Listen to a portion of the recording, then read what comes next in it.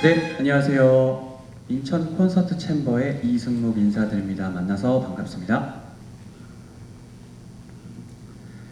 예, 오늘 저희는 이곳 트라이볼에서 비발디 클래식 콘서트의 제목을 가지고 처음부터 끝까지 비발디의 작품을 선보이는 이런 무대를 마련을 했습니다. 안타깝게도 지금 이곳 트라이볼 극장에는 단 한 분의 관객도 계시지는 않아요. 하지만 지금처럼 여러분들을 영상으로 만날 수 있는 시스템이 갖춰져 있기 때문에 지금 무관객 공연이긴 하지만 영상으로 저희들과 함께 하실 수 있다는 것을 알려드리고요. 하루빨리 이 사태가 안정되어 무대에서 여러분들을 만나 뵙기를 희망을 합니다. 자, 오늘 비발디의 작품을 여러 가지 갖고 오게 되었는데, 작품에 앞서서 비발디에 대해서 간략하게 설명을 드리고 작품을 하나하나씩 소개를 드리면은 오늘 공연에 앞서서 많은 이해를 돋구실 수 있으실 것 같아요. 자, 안토니오 비발디라는 바이올린 연주자 겸 작곡가는 이탈리아 베네치아에서 출생을 하셨습니다. 어렸을 때 유년 시절에는 굉장히 노래를 잘하셨어요. 그래서 실제로 합창단에서도 그 선두에 서서 독주로 활동을 하는 이런 기량을 선보이기도 하였는데, 현재까지도 굉장히 널리 알려진 카운터 테너, 현재는 카운터 테너고 그때 당시에는 이제 카스트라토라고 하죠. 카스트라토 중에 파리넬리의 선생님이 계세요. 그 선생님과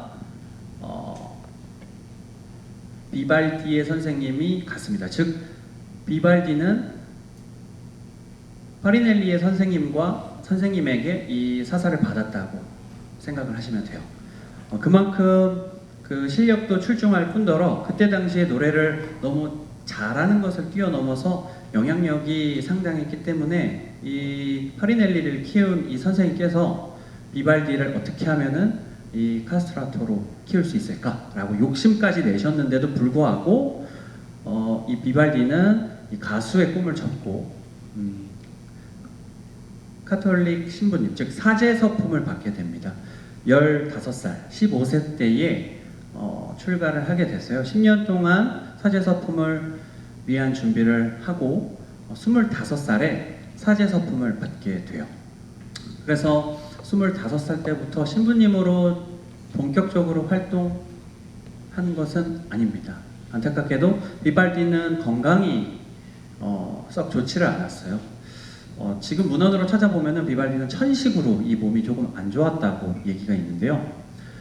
이러한 영향 때문에 비발디는 사제서품을 받자마자 이 자리를 내려놓고 낮은 곳에서 내가 아이들을 위해 헌신해야 되겠다, 음악으로 봉사해야 되겠다 라는 마음을 갖습니다. 자, 그래서 비발디는 베네치아에 위치한 피에타 병원에 부속된 음악원에서 아이들을 위한 버림받고 또는 부모에게 뒤처진 아이들을 위해서 음악으로 봉사하고 헌신하는 삶을 약 40여 년간 갖게 됐습니다. 저희들이 오늘 준비한 그 곡은 비발디의 4개 그리고 작품 번호 120번의 현악 악기와 그리고 통주저음 악기를 위한 협주곡, 그리고 비발디의 스타바토 마테르, 이렇게 세 가지를 가지고 있습니다. 자, 첫 번째 곡인 비발디의 4개, 그 중에 봄을 가지고 왔는데 이 작품 또한 3악장 형식으로 가지고 있어요. 근데 이 작품은 독주자가 있는 협주곡이고요. 그리고 두 번째로 감상하실 곡은 독주자가 없는 협주곡입니다. 자, 저희는 이것을 리피에노 협주곡이라고 형식을 얘기하기도 하는데요. 자, 첫 번째 곡인 이 4개에서는 독주 바이올린 연주자가 연주를 하고 그 다음에 나머지 악기들이 이제 반주를 하는 형식이지만, 두 번째 곡인 이 작품 번호 120에서는 특정한 독주 악기가 없어요. 제목에서 알 수 있듯이 현악 악기와 통주저음 악기를 위한 단체 협주곡, 즉 오케스트라 곡이라고 이해를 하시면 됩니다. 자, 그래서 이 4개, 즉 첫 번째 곡에 대한 설명을 다시 한번 드리려고 하는데요. 당시에 이 4개를 어떻게 창작을 했어야만 됐는지 또는 하게 됐는지 이 작품 창작에 대한 배경을 다시 한번 더 감상을 하시면은 이해가 굉장히 잘 되실 거라고 생각을 하는데요. 비발디는 그때 당시에 그저 밑도 끝도 없이 이 4개를 창작했다라고 보기보다는 그때 당시에 특정한 무언가의 텍스트가 존재했습니다. 그 텍스트를 보고 비발디는 이 4개를 마치 화폭에 그림을 그리는 것처럼 이것을 창작을 했는데요. 이것에 대한 영향은 18세기에 유행했던 계몽주의라는 철학 또는 이념에서 발달을 하게 됩니다. 그 전까지는, 즉 18세기 전까지는 하나의 현상을 가지고 이성적으로 판단하는 것이 아무래도 좀 적었어요. 힘이 있는 권력자나 절대자가 말을 하며 그거의 명령이 하달이 돼서 이렇게 순환이 되는 구조였다면 18세기서부터는 드디어 모든 사람들이 합리적으로 이성적으로 판단을 해서 그 하나의 현상을 이해를 하는 시대가 점차 만들어지게 되는 시대였습니다. 자, 그래서 이런 문학작품이나 그림작품, 음악작품에서조차도 이러한 철학, 이념들이 투입이 되는데요. 쉽게 말해서 그림 또한 이런 사람의 종교 또는 이런 형이상학적인 것들, 이상 너머의 것을 화폭에 그린다기보다도 눈에 보이는 것들, 하지만 위대한 것, 무엇이 있을까요? 자연. 이 자연의 화폭을 많이 그리기 시작했어요. 음악 또한 마찬가지입니다. 4계절을 노래했죠. 예.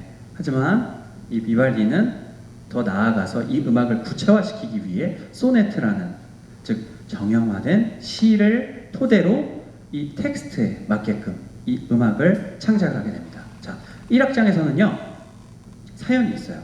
3악장까지. 1악장의 사연은, 즉 배경은 시의 내용 되겠죠. 목동이 봄이 왔다라는 것을 듣고 너무 환호하는 내용. 그리고 2악장에서는 이 목동이 잠을 청합니다. 그리고 퍼스트 바이올린과 세컨드 바이올린은 붓점을 통해서 시냇물이 졸졸 흐르는 모습을 만들어요.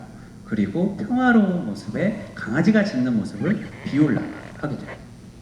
3악장에서는 다시 목동이 나오는데 요정과 함께 나와서 봄을 만끽하자, 즐기자라고 하는 이런 즐거움을 노래하는 게 이 비발디 4개 봄의 이 텍스트의 내용입니다.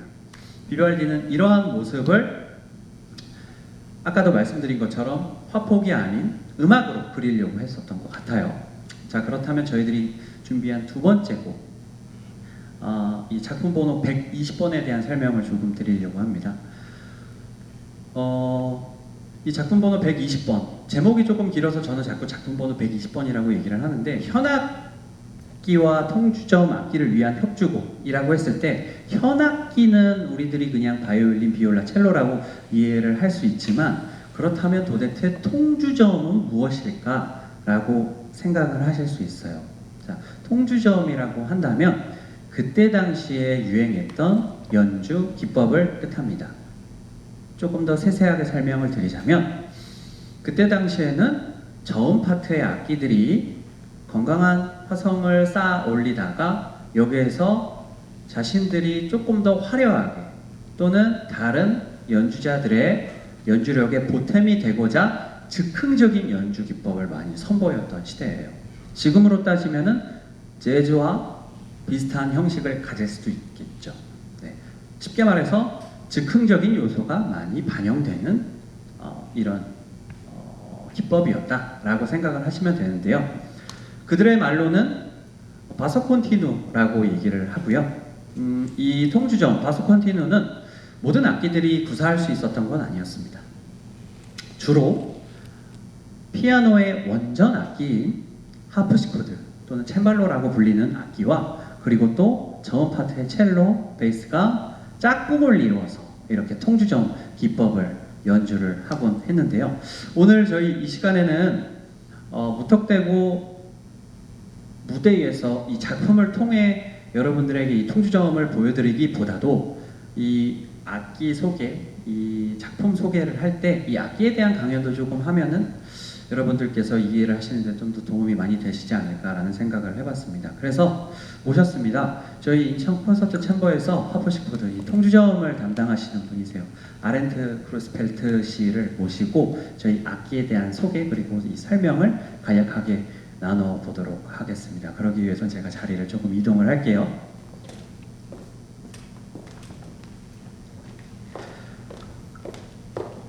예, 안녕하세요. 아렌트 씨. 만나서 안녕하세요. 반갑습니다. 반갑습니다. 네. 아렌트 씨는 직접 소개를 하시죠. 소개 한번 해주세요. 네. 안녕하세요. 챔발리스트 아렌트라고 합니다. 네, 소개를 굉장히 간략하게 해주셨는데 네덜란드에서 오신 그 쇤발로 연주자 선생님이세요. 자, 제가 이 악기에 대해서 설명을 드리는 것보다도 아렌트 씨께서 직접 이 악기에 대한 설명을 드리는 게 좀 더 좋을 것 같아요. 자, 그렇다면 제가 한번 여쭤볼게요. 아렌트 씨, 피아노와 이 네. 하프시코드, 쇤발로라는 악기의 가장 큰 차이점은 무엇일까요? 네, 일단 보시다시피 합시코드 모양은 그랜드 피아노와 비슷하지만 소리 많이 달라요. 그 테크닉적으로 보면 피아노 경우에는 현을 망치로 때려서 소리 납니다. 그런데 합시코드 경우에는 현을 뜯어서 소리 납니다. 그래서 소리는 오히려 조금 더 아쿠스틱 기타와 비슷합니다. 그리고 여러 가지 그 사이즈와 모양이 있는데 저는 오늘 이 공연 위에 이탈리안 스타일 합시코드 가져왔습니다. 감사합니다. 제가 정리해서 말씀을 드리자면은 피아노는 안에서 피아노의 줄을 손망치가 때리는 구조로 되어 있는데요. 이 하프시코드 또는 이 쇤발로라는 악기는 피아노처럼 때리는 구조가 아니라 나무가 뜯는 마치 기타와 같은 형식이라고 이해를 하시면 좋을 것 같아요. 그래서 기타를 피아노로 바꾼 모습이라고 생각을 하시면 좋을 것 같습니다. 네. 이 악기가 피아노가 나오기 전에 피아노의 아버지 같은 역할을 한 거예요. 자, 그렇다면은 이 악기의 구성 또는 구조를 떠나서 어떻게 하면 통주점, 즉 즉흥 연주를 할 수 있는지 한번 아렌트 씨를 통해서 감상을 해보도록 하겠습니다. 자, 아렌트 씨, 이제 통주점 이 즉흥 연주를 조금 제가 부탁을 드릴 텐데요. 어떤 작품을 가지고 오셨는지 설명을 해주시면 감사하겠습니다. 네, 저는 샤코나라는 중국 형식 위에 즉흥 연주하겠습니다. 네.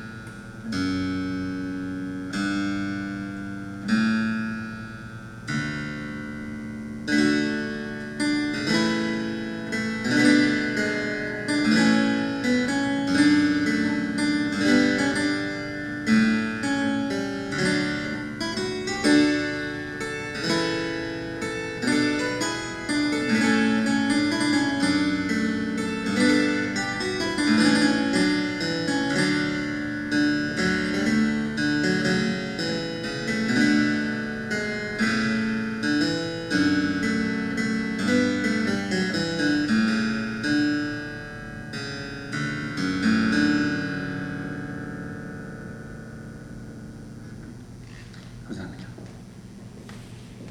자, 저희가 준비한 마지막 곡에 대한 설명을 끝으로 이제 저희 이 공연 해설을 마치겠습니다. 마지막 곡은 스타바트 마테르라는 곡입니다.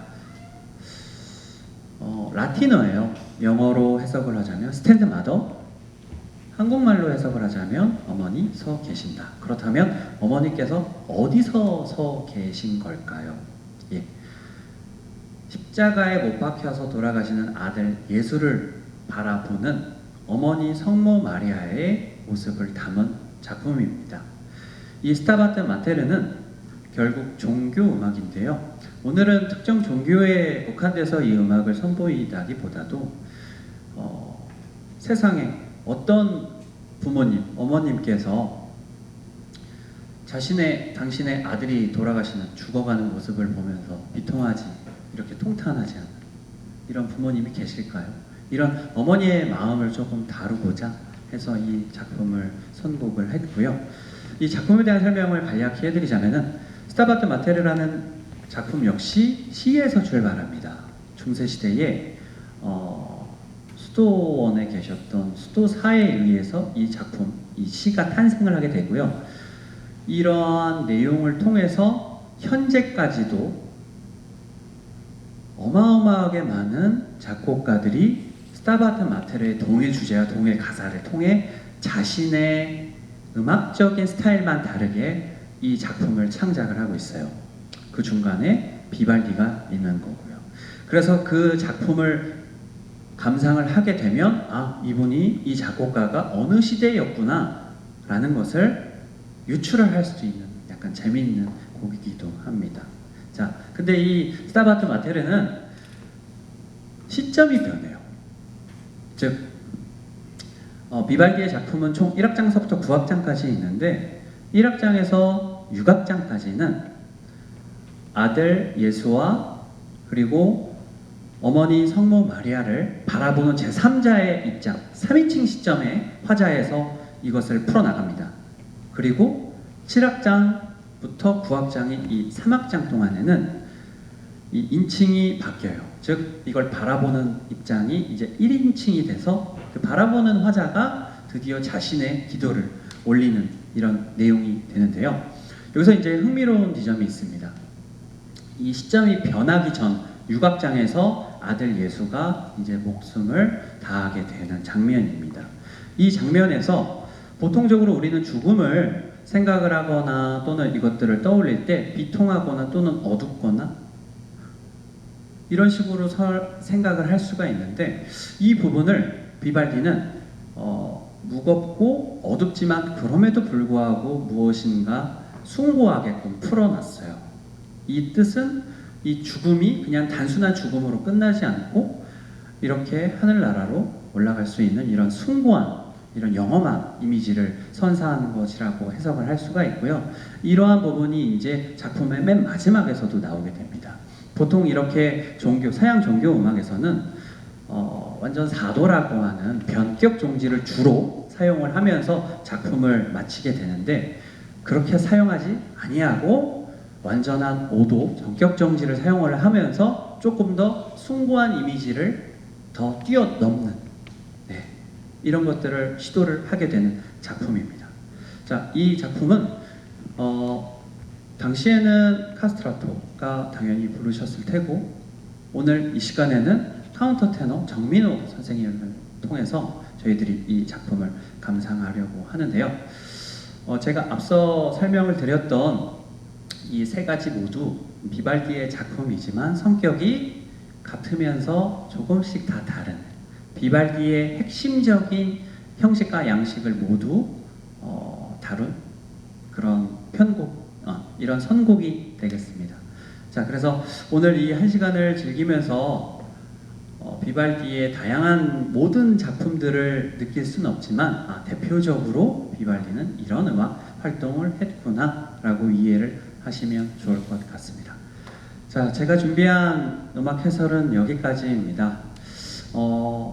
하루빨리 이 코로나 사태가 조금 진정이 되고 안정이 돼서 이렇게 화면으로 만나는 것도 너무 감사하고 즐겁지만 직접적으로 무대에서 여러분들에게 인사드리는 그 날이 하루라도 빨리 왔으면 좋겠습니다. 자, 건강한 하루하루 이어나가시고요. 저희 인천 콘서트 챔버를 통해서 이제 감상하시게 될 무대에 환영하는 자리를 마련을 하겠습니다. 저는 인천 콘서트 챔버의 이승묵이었습니다. 감사합니다.